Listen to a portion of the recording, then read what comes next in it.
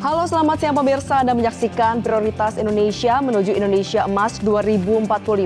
Informasi terkini mengenai program prioritas pemerintah kami sampaikan untuk Anda bersama saya, Valeri Budianto. Berikut Prioritas Indonesia selengkapnya.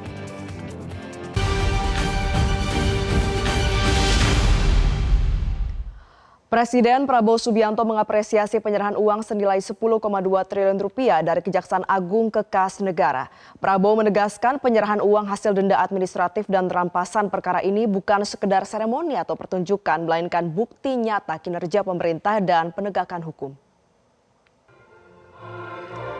Presiden Prabowo Subianto mengapresiasi Satuan Tugas Penertiban Kawasan Hutan Satgas PKH atas hasil penyelamatan keuangan negara yang diserahkan di Kompleks Kejaksaan Agung. Prabowo menegaskan acara penyerahan uang 10,2 triliun rupiah tidak boleh dianggap hanya sebagai seremoni atau pertunjukan belaka. Menurutnya rakyat kini ingin melihat bukti nyata hasil kerja pemerintah, bukan sekedar pidato dan juga sambutan. Prabowo menyebut penyerahan uang hasil denda dan rampasan perkara menjadi contoh nyata penegakan hukum yang bisa dirasakan langsung manfaatnya oleh masyarakat. Prabowo menegaskan hasil penyelamatan keuangan negara harus dikembalikan untuk kepentingan rakyat, termasuk memperbaiki layanan dasar seperti kesehatan dan pembangunan fasilitas publik.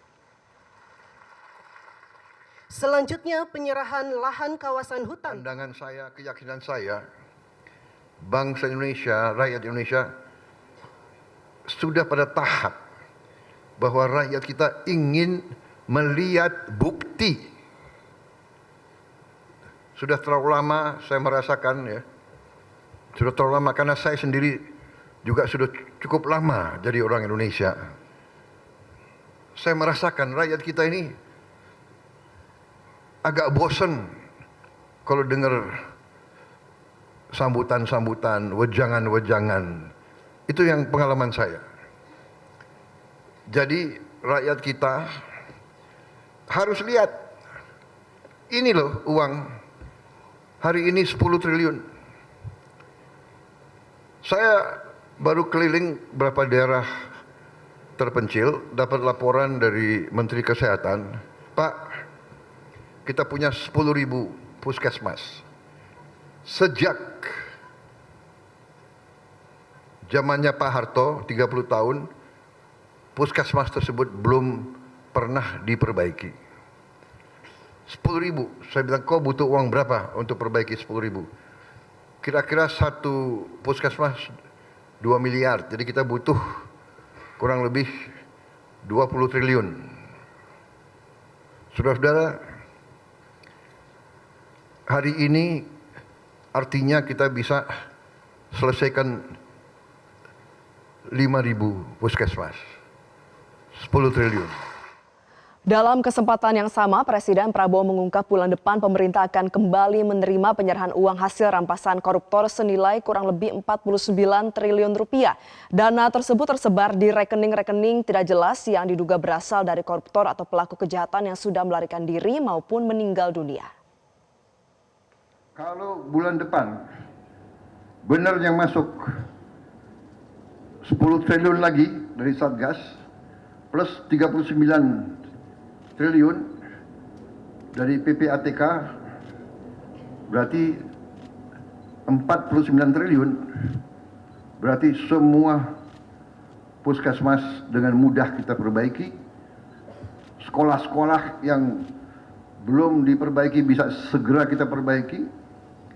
Di APBN tahun lalu kita sudah perbaiki 17.000 sekolah, tahun ini sedang kita perbaiki 70.000 sekolah, tahun depan kita akan perbaiki 100.000, tahun depan lagi 100.000, dan tahun depannya lagi kita juga selesaikan nanti semua madrasah dan sebagainya yang akan kita perbaiki, semuanya kita perbaiki dengan uang-uang yang kalau tidak kita selamatkan, uang-uang tersebut akan hilang dimakan para koruptor dan para maling-maling dan perampok-perampok tersebut.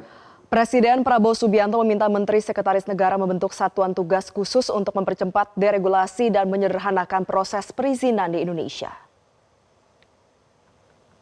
Presiden menilai regulasi yang berbelit dan proses perizinan yang terlalu lama membuat investasi terhambat serta membuka peluang terjadinya praktik korupsi. Presiden meminta seluruh kementerian dan lembaga mencari jalan untuk mengurangi ketidakefisienan dalam pelayanan dan juga proses perizinan.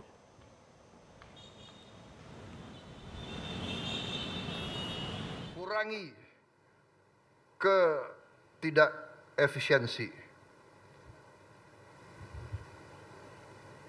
Permudah perizinan, jangan persulit. Pengusaha-pengusaha juga mengeluh.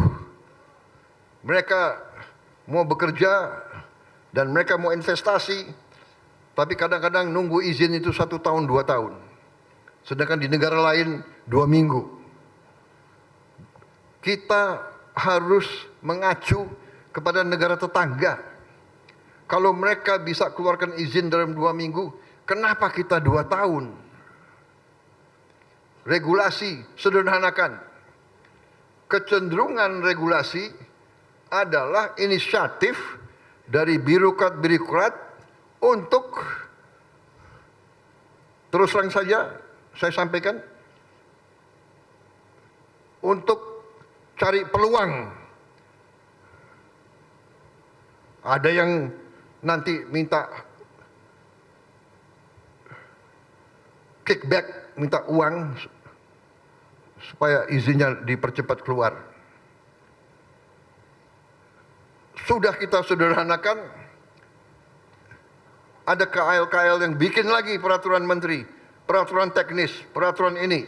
Ya saudara-saudara, Menseknek, saya minta nanti dikumpulkan pakar-pakar, bikin satgas khusus untuk mempercepat deregulasi. Sederhanakan, ya. Presiden Prabowo Subianto menginstruksikan penurunan suku bunga program permodalan nasional Madani menjadi di bawah 9%. Kebijakan ini disampaikan Presiden sebagai upaya memperluas akses pembiayaan yang lebih ringan bagi masyarakat kecil dan pelaku usaha ultramikro di Indonesia. Dalam program permodalan nasional Madani, ya, PNM Mekar, membina ekonomi keluarga sejahtera, itu yang kredit super mikro. Kredit super mikro 2 juta, 3 juta, 5 juta, 10 juta rupiah. Mereka dikenakan bunga 24%. Padahal pengusaha-pengusaha besar kalau ke bank mungkin dapat 10%, 9%. Iya, Pak Rosan. Hah? Berapa? 9%? Hah? 9. Bayangkan, orang kaya dikasih 9%. Orang miskin 24%. Ini negara Pancasila, saya tidak paham. Saya kumpul Menteri Keuangan, kumpul Menteri-Menteri Ekonomi, kumpul dengan Danantara, ya. Saya instruksikan, ini keputusan politik saya sudah ambil, bahwa bunga untuk permodalan nasional Madani untuk kredit keluarga prasejahtera